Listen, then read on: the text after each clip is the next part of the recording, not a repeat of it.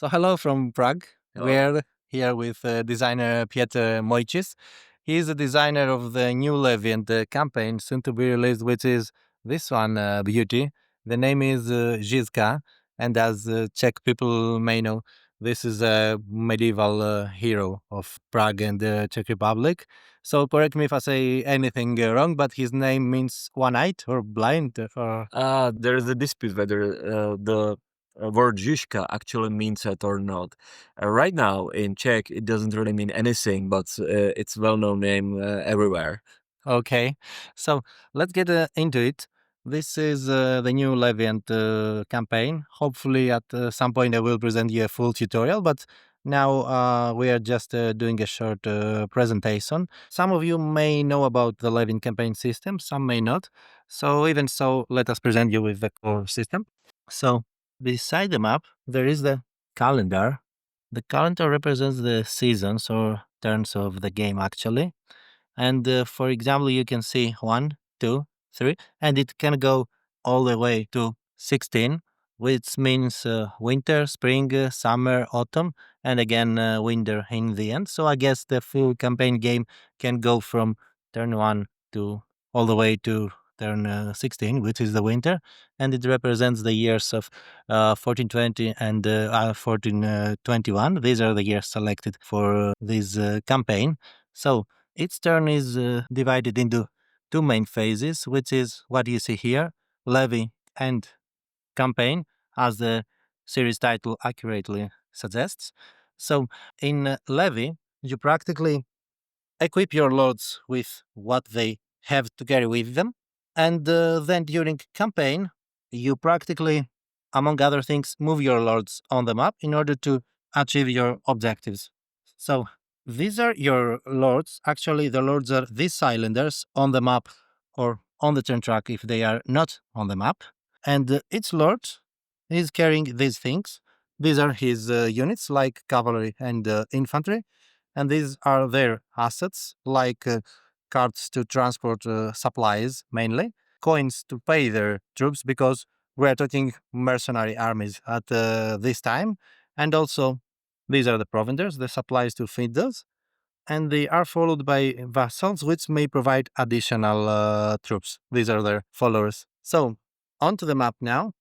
So, Pietro, handing this to you to talk us more about the locales of the map and the regions the map is divided into, if you would like. Sure. So it's a map of medieval Bohemia. It's roughly the same area as current Czech Republic. And you can see there are towns, row towns, and big fortresses. Of course, the city of Prague, guarded by a few fortresses. In comparison to other titles in the series, this is not that logistic heavy. There are no rivers, nothing gets frozen and stuff like that, like in Nevsky. And also everything is a stronghold in terms of game perspective. So everything can be besieged, stormed, sacked. Yeah, there are no small regions where you can pass without besieging and without stopping. I see what you mean by that, and I've also noticed that beside the carts, which is the usual transport in Levin campaign, we also have these things called wagons. Isn't that right? Yeah. Only let's take a look at Only Hussite lords, as here we have one-eyed general and Zizka, have those. So basically, wagon and cart is the same stuff. But what Hussites did is they are famous for the tactics of Hussite of war wagons. So they use them as a battle tool. So in game terms, those are always with the army. And unlike other titles in the series, or unlike Catholic lords in this game, they can't be used to transport the provender from faraway supply sources. But on the other hand, they can be used together with the capability of war wagons to give them very significant battle advantage when they are defending. Okay, so one challenge for me. This capability card would been read like Shik Vozovi. Perfect, perfect. So Okay, these are the war wagons, the super weapon of the era in the hands of Jan Zizka. He was using them to, entrench behind the war wagons and convert us to entrenchment and fire the attackers from there. So we're talking Catholics against Hussites. These are religious wars or rebellions at the time. So Yeah. the Jan Zizka is the leader of the Hussite movement at that point. So because mainly in the Levy Campaign series, what we are trying to do is besiege locales and conquer strongholds, and these all give us victory points because the game is about accumulating the most victory points at the end of the game. So could you tell us about what are the objectives of each side in terms of accumulating victory points and practically winning the game in the end of the day? Yeah, yeah. There is a difference among two other titles in the series because usually the other titles in the series are wars of conquest. Mm-hmm. But this is the, let's say, it is a religious war, but it is within one country. So in other titles in the series, you, for example, score for ravaging. Or there is no scoring Always. for ravaging here. This is from other games. Just we are using some counters for Mm-hmm. playtest. So there is no scoring for ravaging because no of the sides would really benefit of burning the country. But of course, they want to conquer the country. It starts as Hussite starts as a very weak power. So you can see that these red strongholds are very rare around. Those are initially Hussite. Everything else is Is Catholic. Catholic. So the goal in the whole campaign for The a Hussite. Hussite player is really to conquer the country. That's why I've chosen the first 2 years of Hussite wars. They went for nearly 2 decades. But this is the point where in the history where they could have been crushed and destroyed at the beginning. But since they historically gained control over the country, the Hussite rebellion went on and they were aggressive against other countries and stuff like that. In game terms, Hussites are trying to conquer as much as possible for those towns and fortresses. And to counter that, Catholics are scoring points for keeping the heretics low. So there is this suppressing heresy box, and while the majority of the country is still Catholic, marked by those counters which are initially like that, this marks the majority of Catholics in given territory. So Catholics are scoring every turn just for holding on their majorities. And Hussites need to stop this income of victory points by just having the majority. And so it's a game about how fast the Hussites will be able to conquer the country. I see. So, in terms of symmetry, you would say this would be a rather asymmetrical coin volume compared to maybe other ones. The two sides are marginally different objectives. Yeah. The Okay. developers of the series said that it is most asymmetrical so far. So yeah, there's also huge asymmetry in the forces. For example, Jan Žižka is a member of less gentry, so he's no knight at the time. He was knighted later on, but he's leader of merely peasant forces. So not having those special tactics like the wagons, they would be really crushed as any peasant rebellion. But this is the peasant rebellion that historically succeeded. So you can imagine knights fighting peasants with flails. So this is in game as well. I mean, you've got to fight with what you've got. One side has highly trained and equipped knights. The other side has peasants. You have to convert those people to warriors, and you have to do it quickly and be effective with Yeah. it. So I can guess how things go.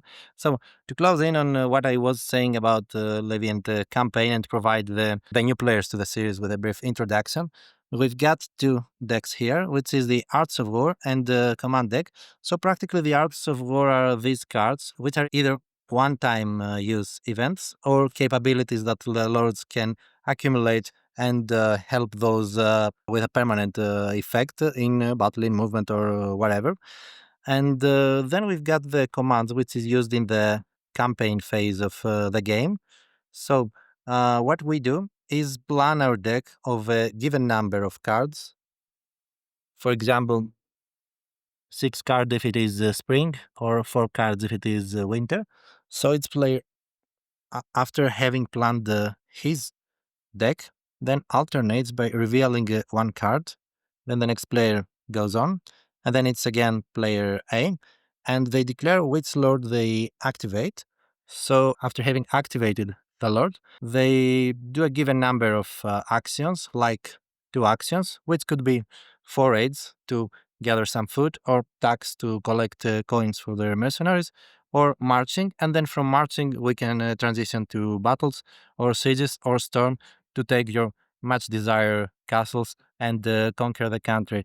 So, Piotr, is there anything other thing that is special in Zizka, in this usual, sequence of actions, or how movement or combat works, that you would like to share with us?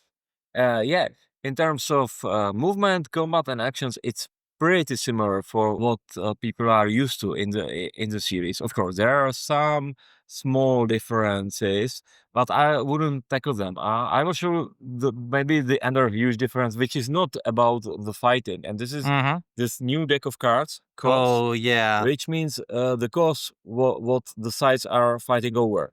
And the deck contains the religious and political cards. So this is political card.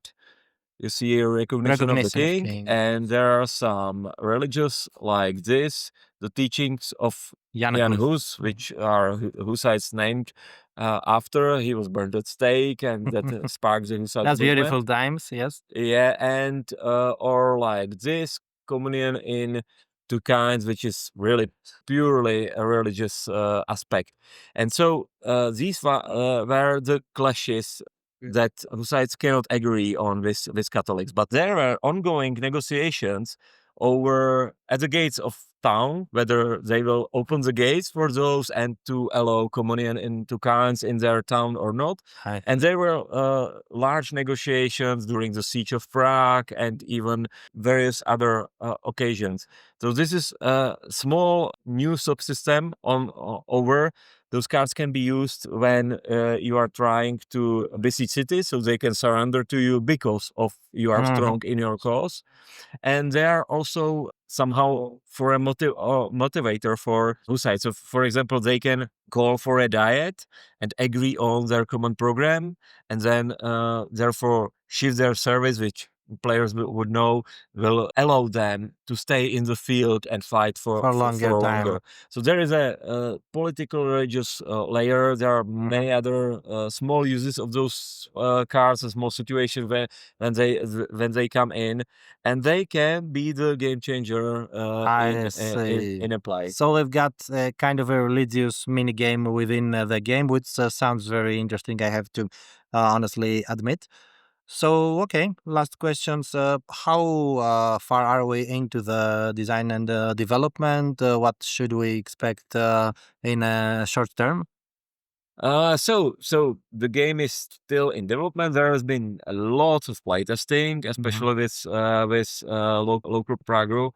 But then, of course, there is a GMTQ. So I think we'll see some announcement about the progress in next year, and we'll see when the game can really come to light, like next year or year after.